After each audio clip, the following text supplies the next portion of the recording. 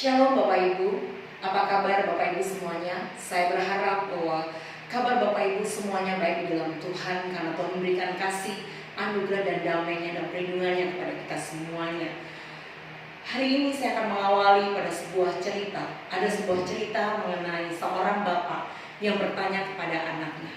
Bapak itu memberikan pertanyaan yang diberikan kepada anaknya. Bapak itu berkata kepada anaknya, "Nak, kamu boleh minta apapun juga yang kamu ingini, apapun yang kamu butuhkan, apapun itu Bapak akan kabulkan. Tetapi ada satu catatan, Bapak hanya mengabulkan satu permintaan saja."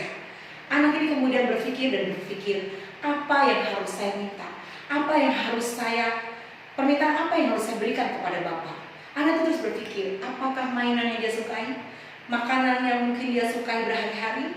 Atau dia ingin jalan-jalan, dia ingin mobil dan sebagainya. Anak itu terus berpikir apa yang dia minta kepada bapaknya, karena hanya satu permintaan saja yang akan dikabulkan oleh bapaknya. Bapak Ibu, bagaimana dengan kita?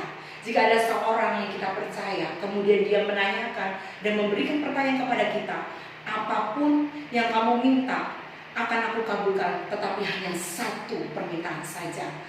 Mungkin kita berpikir kita ingin sebuah pekerjaan yang mapan, karena kita berkali-kali kita memberikan lamaran pekerjaan tapi kita tidak diterima, dan kita mengalami kesuksesan dan kegagalan. Kemungkinan kita meminta keuangan karena kita butuh keuangan untuk kita hidup, untuk sekolah anak-anak dan sebagainya. Kita ingin ekonomi kita diperbaiki, ekonomi kita mulai dibangun kembali. Kita mungkin meminta sebuah kesehatan dalam diri kita karena kita sedang sakit. Kita pasti berpikir apa yang kita perlukan. Bapak Ibu, tidak salah untuk meminta hal itu, tetapi masalahnya hanya satu permintaan yang akan dikabulkan. Bapak Ibu yang terkasih dalam Tuhan Yesus Kristus, kadangkala kita melupakan apa yang terpenting dalam kehidupan kita. Kadangkala kita berpikir bahwa kebutuhan jasmani lah yang seringkali kita utamakan, tetapi kita lupa ada satu kebutuhan utama yang harus kita pikirkan, yaitu keselamatan jiwa kita. Bapak Ibu, banyak fakta mengatakan orang punya harta, punya kekayaan, semua tercukupi, tapi satu titik ketika dia merasakan tidak ada damai sejahtera, sukacita dalam dirinya, dia merasakan itu tidak ada artinya. Kenapa? Karena jiwa orang ini tidak diselamatkan. Mari Bapak Ibu, kita belajar bahwa ada yang terpenting dalam kehidupan kita, yaitu keselamatan jiwa kita. Mari kita lihat di dalam firman Tuhan di dalam Kisah Para Rasul 4 ayat yang ke-12 dengan jelas mengatakan demikian. Dan keselamatan tidak ada di dalam siapapun juga selain dalam Dia, sebab di bawah kolong langit ini tidak ada nama lain yang diberikan kepada manusia yang olehnya kita dapat diselamatkan. Mari kita perhatikan di dalam Kisah Para Rasul 4 ayat 12 dengan jelas mengatakan bahwa di dalam tidak ada nama lain kecuali dalam Dia, yaitu Kristus Yesus, beroleh keselamatan jiwa.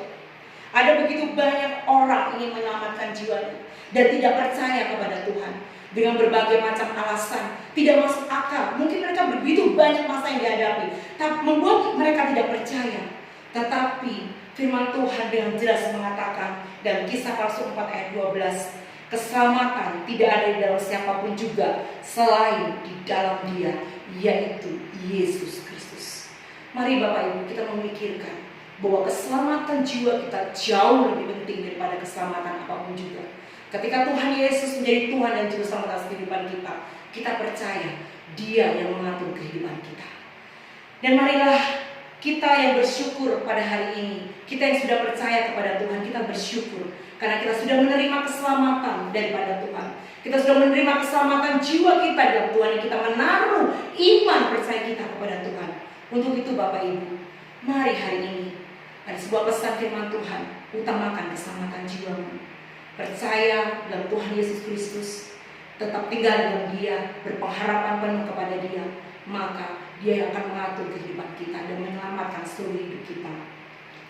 Tinggallah tetap di dalam Kristus, dan biarlah dengan segenap hati engkau menaruh iman percayamu kepada Yesus, maka keselamatan, damai sejahtera, sukacita akan diberikan Tuhan di dalam hidupmu.